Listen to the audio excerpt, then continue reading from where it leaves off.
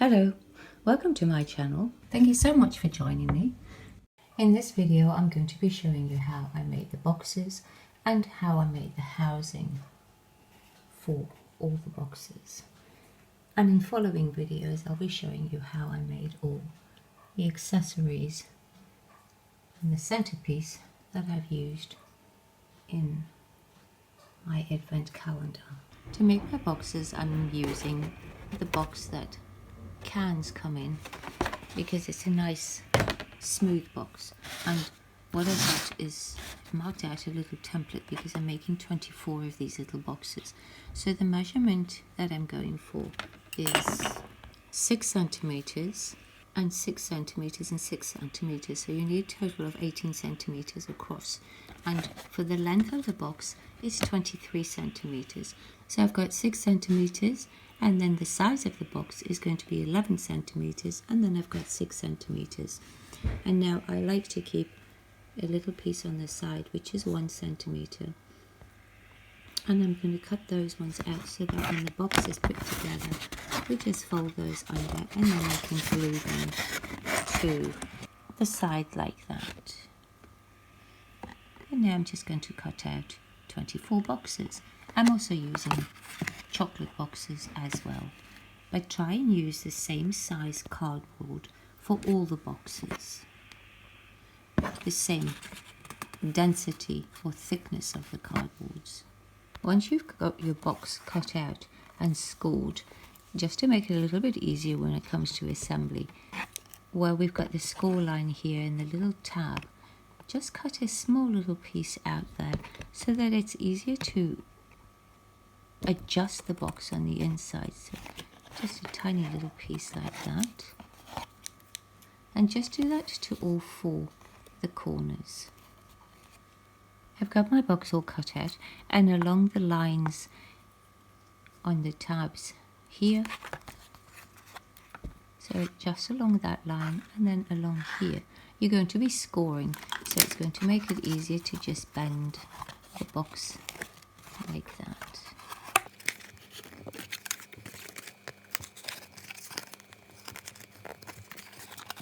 And then we just fold those little side pieces in, and we've got our box ready to glue together. I've got all my little boxes cut out and prepared, and now the next thing I'm doing, I'm just using the inside piece of cardboard from the cans, and I'm going to be cutting the little bases out of that, and I normally like to go 1/2 centimeter smaller than what the base is. So our base is 6 centimeters, so I'm cutting 5.5 centimeters and 10.5 centimeters on the length of it, so that it will fit in nicely. So I like to have a bit of production line going, so I'm now going to cut the 24 pieces out of these so they're ready to go when I need them. I'm using an assortment of leftover wrapping paper that's a little bit too small to wrap gifts, and now what I'm doing is I'm cutting the pieces that are going to go in the inside. So for myself personally, I like to do them in separate pieces, so I'm cutting 2 of those pieces, 2 of those, and 1 piece to cover the little centerpiece that's going to go in the middle. To make the cutting of the paper go a little bit faster, I like to fold it so that it's like a fan, so that I've got all my pieces like that, and then I just slice the tops. I'm using 4 different patterns of wrapping paper, so I've cut out enough paper to cover 6 boxes each. So I've got all my little pieces of paper. So these are the bases, the side pieces, and the front and the back. You can put the boxes together individually, but I find this way is a lot faster. To start assembling, I'm going to be using this glue stick, and I've got a piece of baking paper down on my board, and all I'm doing is just gluing these little side pieces, and then sticking one of the little pieces onto the sides.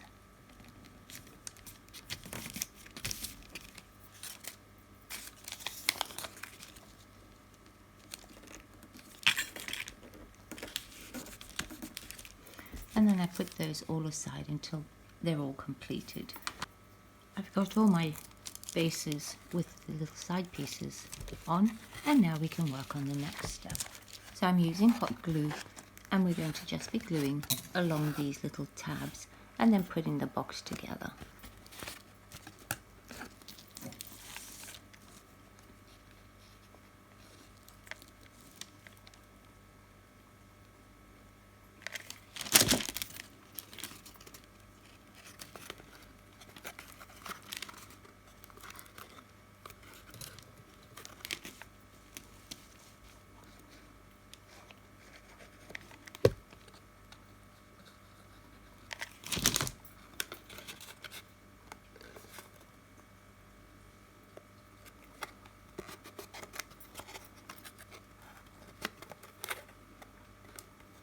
And then just glue all the boxes together like that. I've got all my boxes glued together, and now we can start working on the side pieces. Just make sure if you're doing the same way that I'm doing them, that you're picking up the right piece of paper that's going to be going into the box. So now I'm going to be using the glue stick again, and we're going to just glue the side pieces into the box like that on both sides.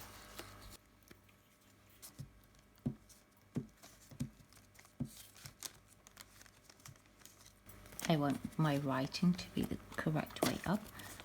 I'm just checking to see that that's right. And then just flatten it. And do the other side exactly the same. And then do all 24 boxes like that. I've finished lining all the boxes, and now we're going to work on the next step, which is to place the base piece in it. Now, even though they're all exactly the same, the shape of the boxes or my measurements might not be quite as accurate as what I would like them to be. So every piece I measure for the box to see if they fit in properly, and if they don't, then I just modify them a wee bit. So this one's just a tiny bit big on the one side, and then we just trim that down so that it fits in perfectly. And then I leave them standing upright in each box as I go through each and every box, measuring and fitting them. I've got each piece measured for that particular box, and now I'm taking the same wrapping paper, and we're just going to cover this. So just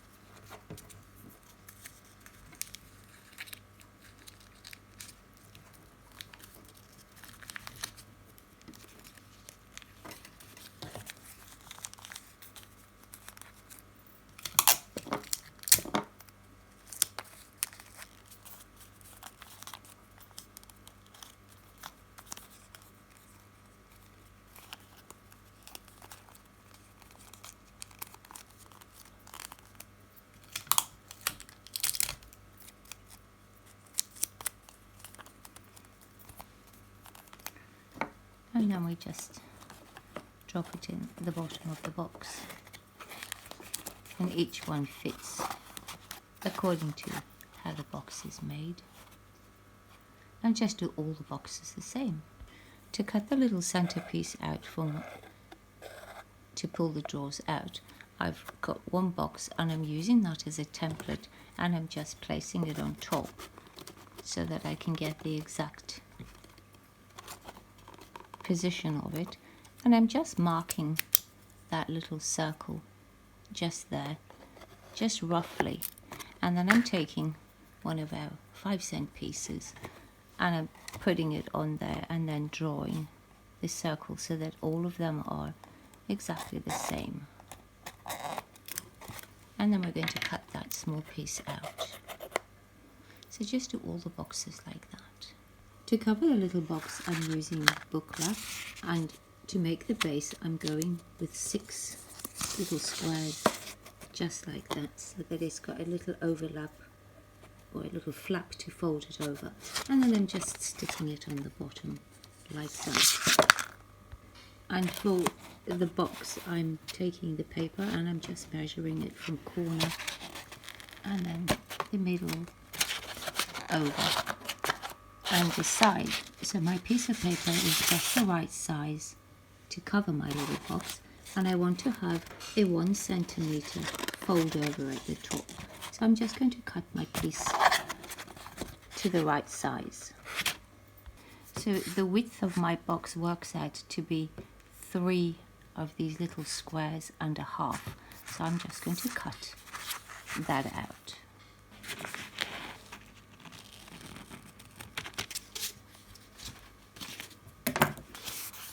I'm going to be starting at the back of the box so that when it finishes, once it comes all the way around, it will have a very small little overflap that I can just glue down.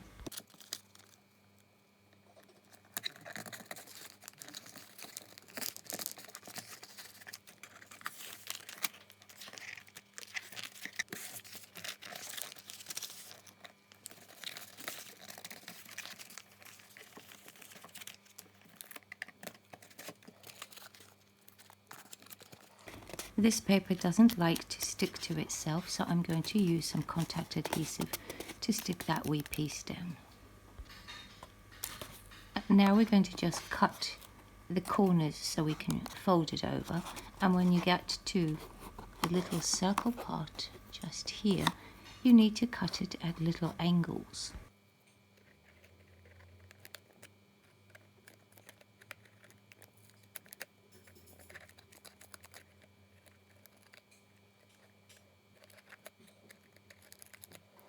So that it's easy to fold it over. So your little piece that you're going to be folding over, I've cut 4 little pieces like that, and I've cut all the corners as well so that they can fold over easily. Now all we have to do is just fold them over.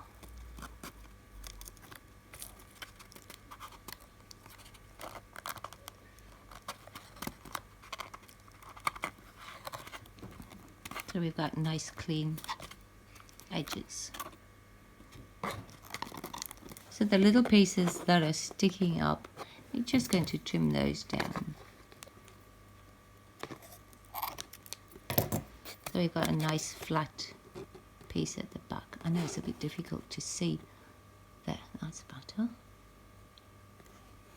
And I've put the contact adhesive onto my piece here, and now we can just close it up. And just do all your boxes exactly the same. To make the housings for my boxes, I'm going with the pigeon styles. There are many ways that you can do it, but I've got these wine caskets, which my neighbour gave to me, very kindly of him, and I'm just going to be using those.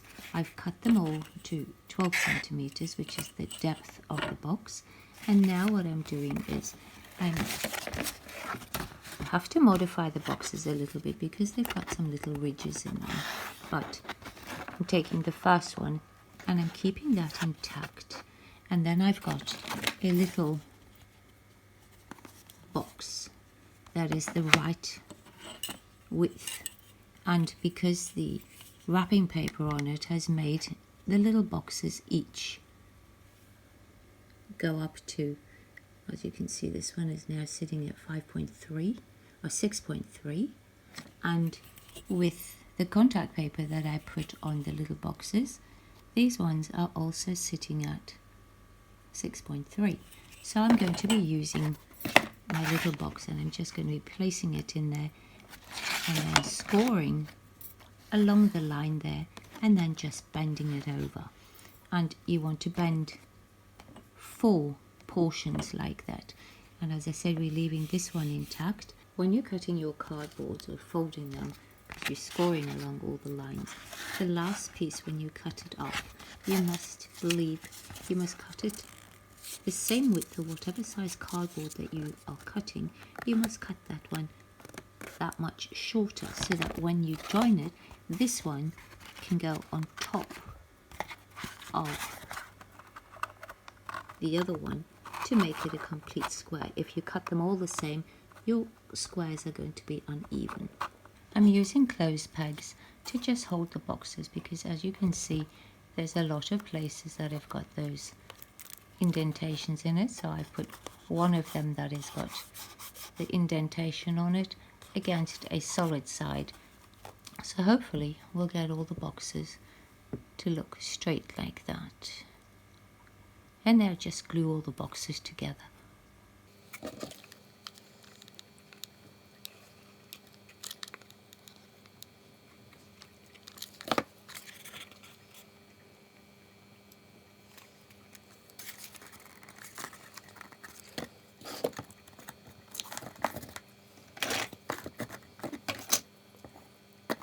And then just make all 24 boxes the same.